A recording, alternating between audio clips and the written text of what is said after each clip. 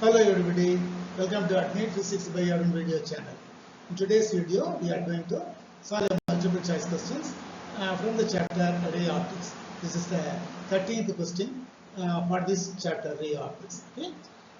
For light incident from air on a slab of refractive index 2, the maximum possible angle of refraction is how much? We are given four options: 30 degree, 45 degree, 60 degree. But when it's by Snell's law, n is equal to sin A by sin. What is n? Refractive index 2. That is the refractive index. What is I? Angle of incidence or angle of refraction. You are asked to find the maximum possible angle of refraction or max. Okay. By Snell's law, when I increases, R will also increase. Is it not? So we get the maximum possible R value, that is R maximum, for maximum value of I, is it not? What can be the maximum value of I, angle of incidence? 90 degree.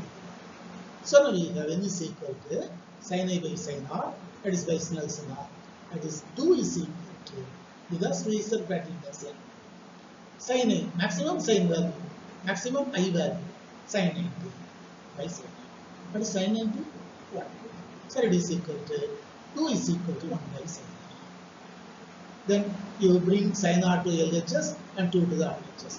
Sin R is equal to 1 by 2. If sin R is equal to 1 by 2, what is the value of R? R is equal to sin inverse of 1 by 2. You very much know.